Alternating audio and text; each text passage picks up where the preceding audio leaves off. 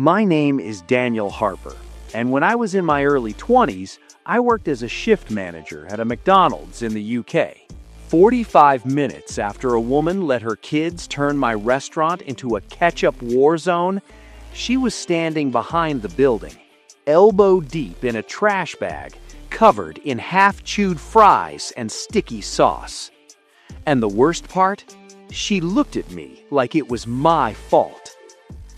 If you've ever worked customer service, if you've ever had to smile while someone treated you like you didn't matter, this story is going to hit you hard. Hit that like button, subscribe, and settle in. Because this is one of those rare moments where karma doesn't take years. It only takes about 45 minutes. I was a young guy back then, early 20s, trying to keep my cool as a shift manager. The lunch crowd had thinned out, the usual smell of fries hanging in the air, and then they walked in. A mother, early 30s, scrolling on her phone with 3 kids. I'd guess they were between 8 and 13. At first, nothing too unusual. Kids are kids, right? But the moment they sat down, chaos followed. Chairs scraping, laughter turning into shouting, running laps around tables, drinks spilling, condiments flying. And the mother? She barely lifted her head. No correction, no discipline, just silent observation. Now, I could deal with noise. I could deal with a little mess. But what they left behind was next level. The dining area attendant, a young girl, barely 17, came up to me frustrated. "Daniel, you might want to get someone to cover me," she said. "This is going to take a while." I didn't even need to look. I knew it was bad. But I went to check anyway. Slow, vivid description. Emphasize key words. The table was littered with empty boxes, shredded Happy Meal packaging, and sticky sauce packets. Not unusual, not terrible, just messy. Then I saw the seats. Ketchup smeared across every cushion, not spilled accidentally, but smeared.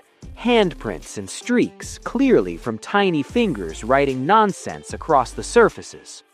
And under the table, chewed fries, spat out and pressed into the underside of the table like some kind of greasy artwork. Low, disgusted. The mother had watched the whole thing, unmoved, silent. I felt my stomach tighten. I turned to the young staff member and said, "I'll handle it. You've done enough already." As I began clearing the mess, something caught my eye in the middle of the chaos. A small purse, and beside it, 4 cinema tickets. They were damp, sticky with sauce at the edges, but intact. I paused, my voice slightly amused. I could have carefully removed just the tickets and returned them.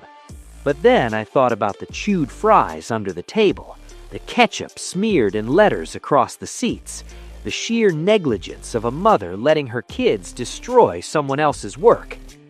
No. I swept everything into a bin bag. Food, boxes, wrappers, the purse, the tickets, everything. Then I cleared a couple more tables and added some kitchen waste, carried it out back, tied it off, and marked it subtly so I'd know which bag it was.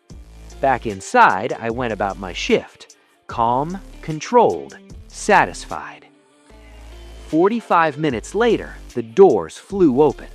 The mother, panicked, flustered, 3 kids trailing behind her, eyes wide, silent now.